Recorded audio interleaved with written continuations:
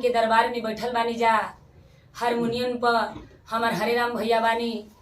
आ ढोलक पर श्री राम भैया बैठल बानी, आ झाल पर अशोक भैया जी बानी, आ हम गायक रंभा देवी। आई भगवान के दरबार में हमनी के अपन हाजिरी लगाओ तनी जय गुरु बहिना। हमनी के संगे संगे रउरो सब भगवान के दरबार में हाजिरी लगा ली। एक बार प्रेम से बोली शंकर भगवान की। एगो शिष्या अपना घरे शिव चर्चा करावतरी और भगवान के बड़ा प्रेम से बोलावतरी। कैसे बोलावतरी आई गीत के भाव लागल, गीत के माध्यम से सुनी। रौरा के बोलाई रौरा के बोलाई हमहु करत बानी चर्चा सोनिया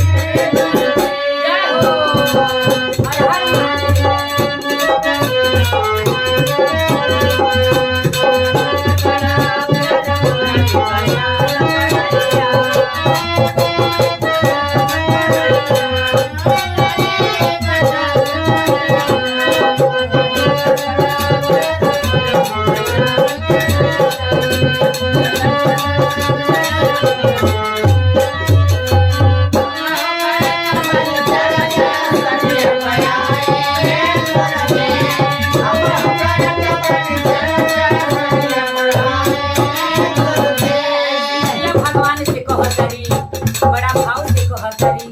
गुरु जी के हाथवा में तीर सुंड मरुआ गुरु जी के हाथवा में तीर सुंड मरुआ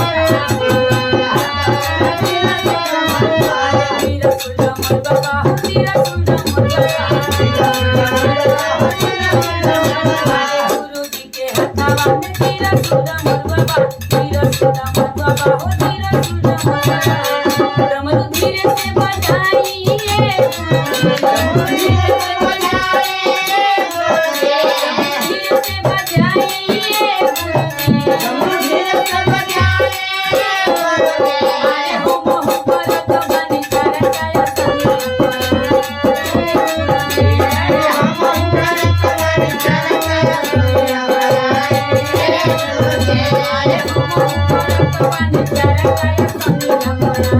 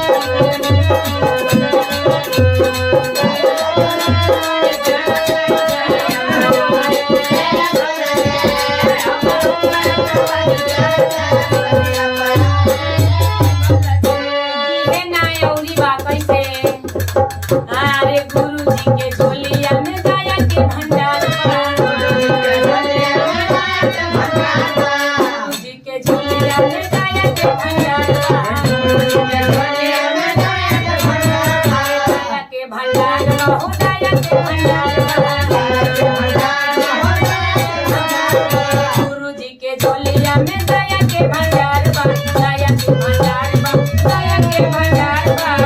तनी हमनी पताया परिसानी रे भोला तनी हमनी पताया परिसानी तनी हमनी पताया परिसानी रे भोला जी तनी हमनी पताया परिसानी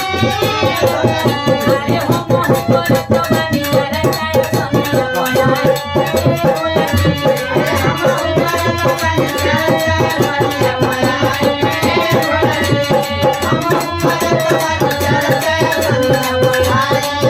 भोला जी हम करत बानी करताय समिया आइए भोला जी